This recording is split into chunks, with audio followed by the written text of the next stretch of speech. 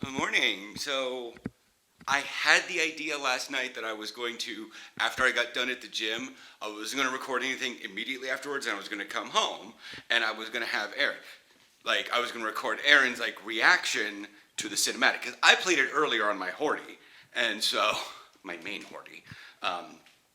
My cow. And so, my cat cow, getting off track here.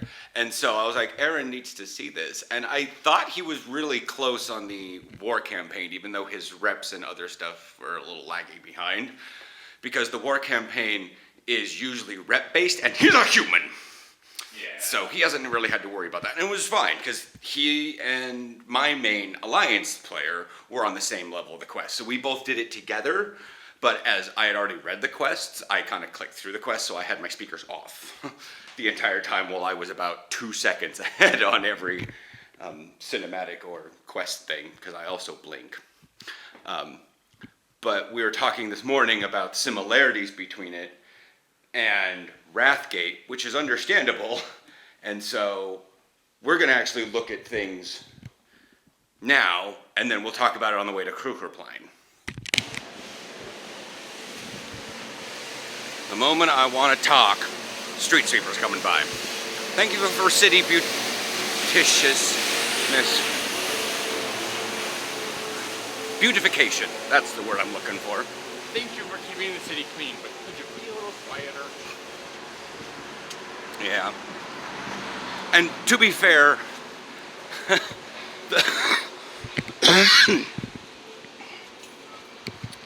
it's mostly with the vacuum. And there's that white noise in the background. I understand, you need a breath, whatever. Off topic here.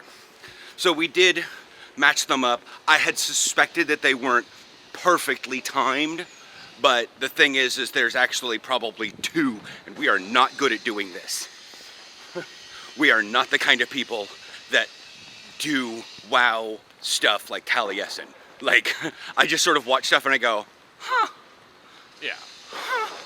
And I do make similar connections, but I also don't really care that much to go in depth because WoW videos on this channel don't make a lot of money. And to be fair, you'd rather put your effort into stuff that does. Like physical workout and football, but whatever. I'm still going to talk nerdy stuff.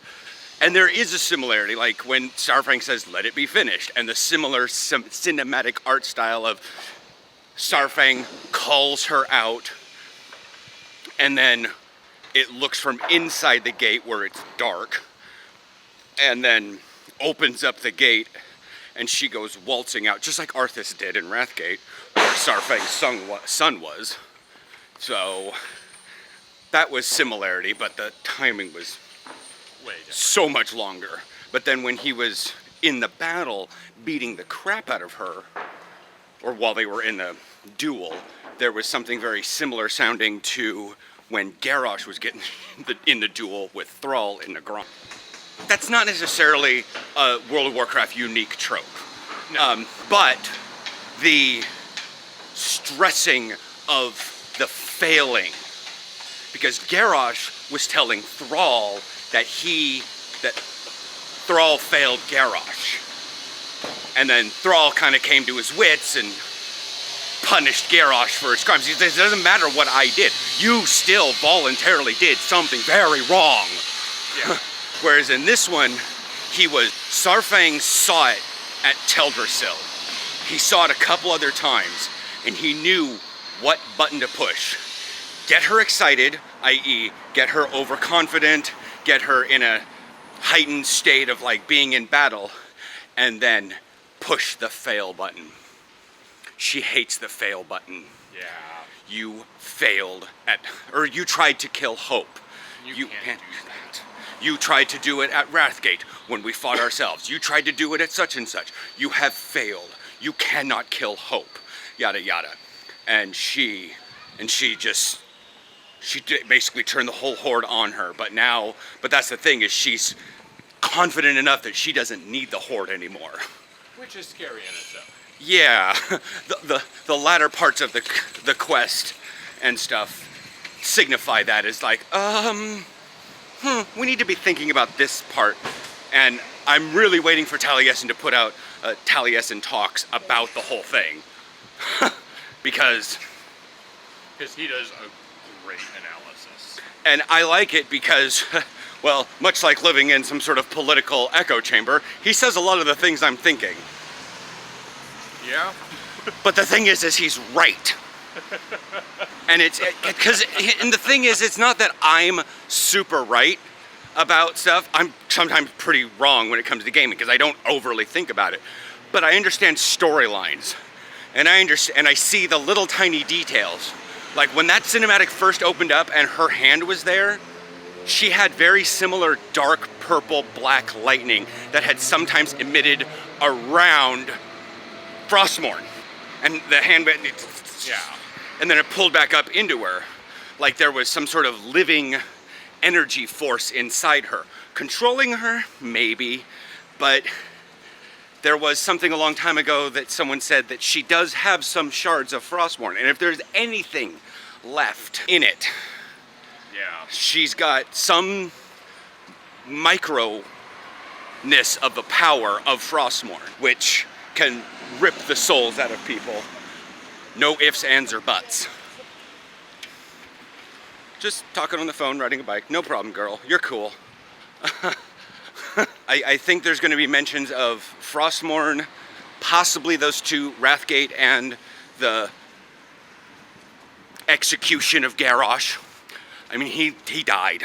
Yeah. That's pretty much that. Aaron pretty much agrees to a lot of this. It's not, word for word, pace on pace, but Yeah, it's not a remake of the scene, but it's definitely calling back to it. which I said Garrosh's son was there, and I really wonder if there's anything he says during the scene that's very reminiscent of the battle in Icecrown Citadel with Deathbringer Sarfang.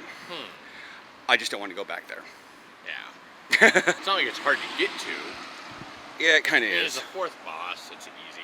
Yeah, I don't want to go to Icecrown Citadel. That's fair. The closest I can get to it is Dalaran, and that's You have a wormhole. that goes to the north side of Icecrown. Dalaran's technically closer. Well, not only was I able to get to therapy today, and spend a good chunk of time getting interrupted by making coffee, or he had to pay for this, that, and the other thing. Oh my God. So I come out to kickstand down.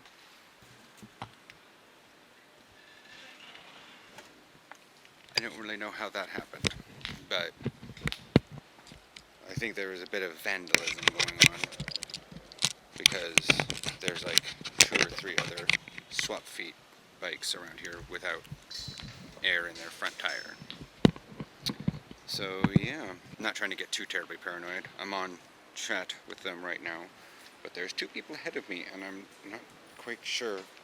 The thing is, I'm not near any of the stores, so I'm not sure if my phone keeps dropping connection or if I don't actually have a connection with them right now. It would help my anxiety a little bit if I were able to get a message back from them, but I was 2 people back in line or something.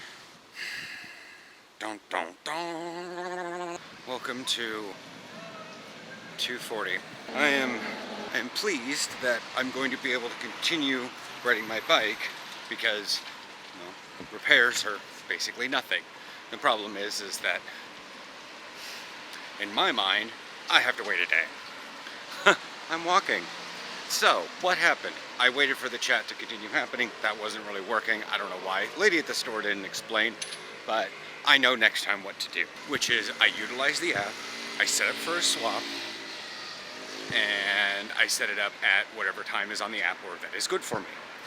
I could have set it up from my therapy appointment and outside of it and then just left and went straight home and not had a phone at 20% because I was waiting for the chat to happen.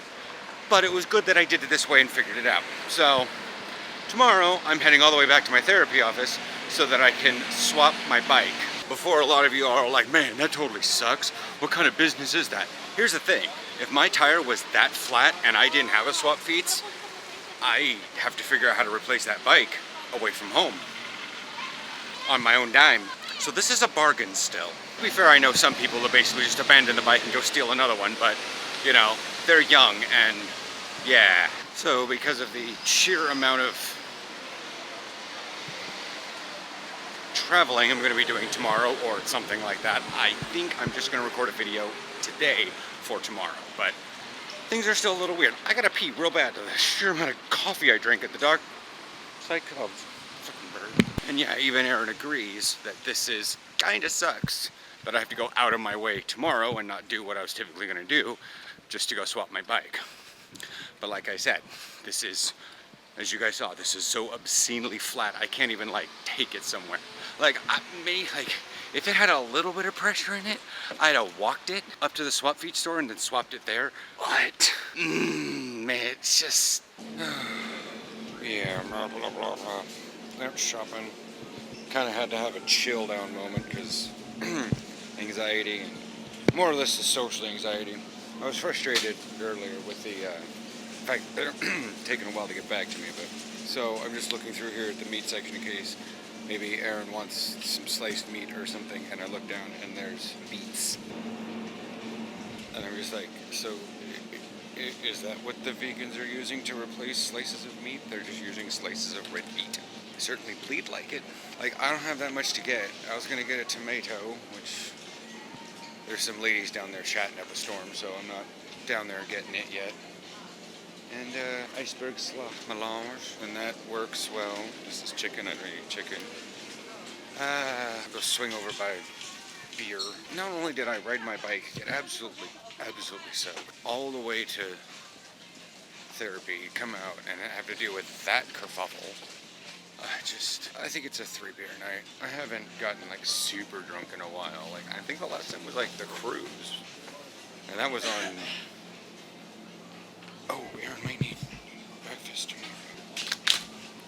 Hard by Raker. We just have 3 triples. I don't want to have anything tomorrow night because that's before practice. No. So just pick up a 6-pack, a triple? It leaves an extra beer. Yeah. That's the thing is, like, I don't have their single. Oh, that one's open. I don't know what to do. Don't know what to do. I don't know. Definitely 3-beer. Yeah, where's Carmelite? Carmelite. Maybe.